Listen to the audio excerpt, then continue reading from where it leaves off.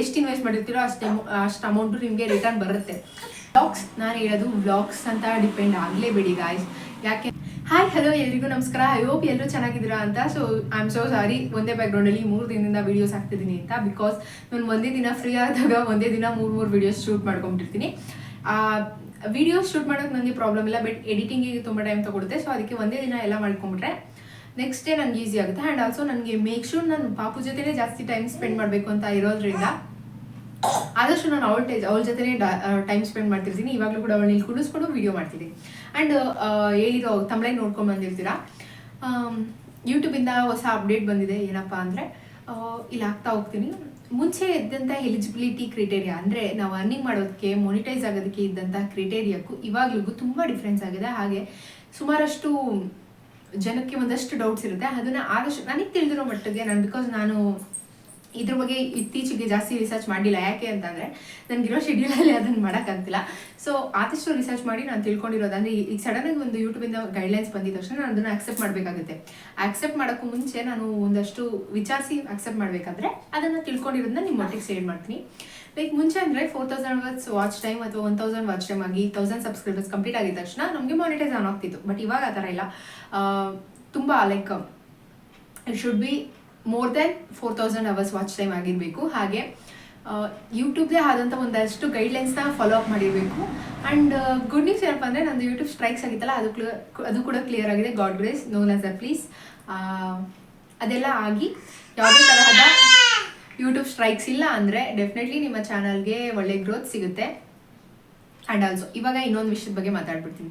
Vlogs ಚಾನಲ್ಗೂ ಇರೋದಕ್ಕೂ normal YouTube ಚಾನಲ್ಸ್ಗೂ ಏನು ವ್ಯತ್ಯಾಸ?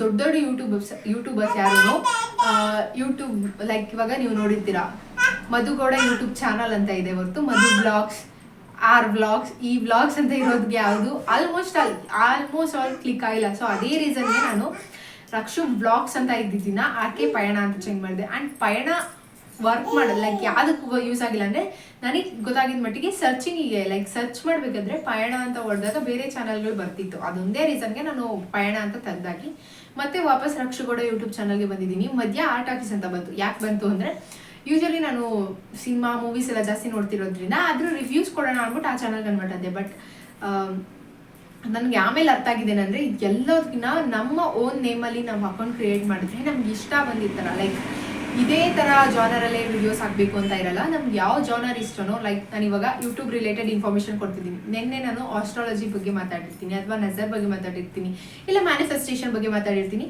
So ಅದ್ರ ರಿಲೇಟೆಡ್ ಹಾಕಿರ್ತೀನಿ ವಿಡಿಯೋನ. ಸೊ ಆ ಥರ ಇದ್ದಾಗ ಒಂದೇ ಥರ ವಿಡಿಯೋಸ್ ಹಾಕಬೇಕು ಅಂತ ಸ್ವಲ್ಪ ಗೈಡ್ಲೈನ್ಸ್ ಇರುತ್ತೆ. ಸೊ ಅದನ್ನೆಲ್ಲ ಹೋಗ್ಸೋದಕ್ಕೋಸ್ಕರ ನಾನು ನನ್ನ ನೇಮಲ್ಲೇ ನನ್ನ ಅಕೌಂಟ್ನ ಕ್ರಿಯೇಟ್ ಮಾಡಿದ್ದು. ಬೆಟರ್ ನೀವು ವ್ಲಾಗ್ಸ್ ಅಂತ ಯೂಸ್ ಮಾಡೋದಕ್ಕಿಂತ ಬೆಟರ್ ನೀವು ನಿಮ್ಮದೇ ಓನ್ ನೇಮಲ್ಲಿ ಅಕೌಂಟ್ನ ಕ್ರಿಯೇಟ್ ಮಾಡೋದ್ರಿಂದ ಗುಡ್ ಲಕ್ ಬರುತ್ತೆ.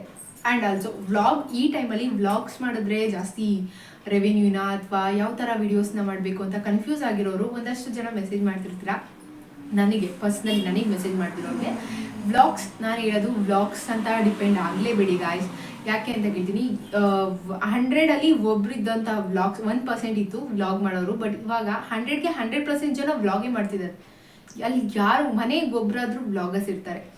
ಸೊ ಅಂಥ ಇದರಲ್ಲಿ ಲೈಕ್ ಸಕ್ಸೀಡ್ ಆಗೋದು, ವಿನ್ ಆಗೋದು ತುಂಬ ಕಷ್ಟ ಇದೆ. ಯಾಕೆಂದರೆ ಒಂದಿಬ್ರು 3 ಇದ್ದಾರೆ ಯೂಟ್ಯೂಬರ್ಸ್.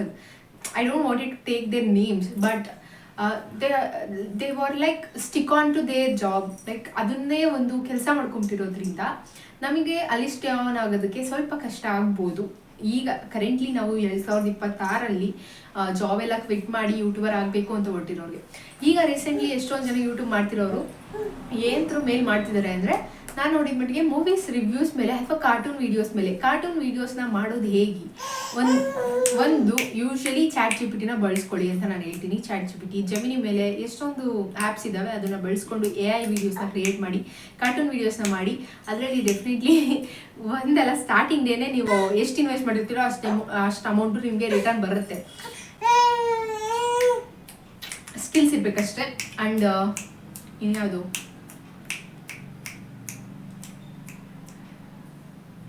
ಮಾತಾಡಿ ಸಾಕಾಯ್ತು. ಬಿಕಾಸ್ ಲಿಟ್ರಲಿ ನಾನು ಕಂಟಿನ್ಯೂ 3 ವೀಡಿಯೋಸ್ನ ಮಾಡ್ಕೊಂಡಿದ್ದೀನಿ ಆಲ್ರೆಡಿ. ನಾನು ಮಾತಾಡಿ ವಾಯ್ಸ್ ಹೋಗ್ಬಿಟ್ಟಿದೆ. ಆ್ಯಂಡ್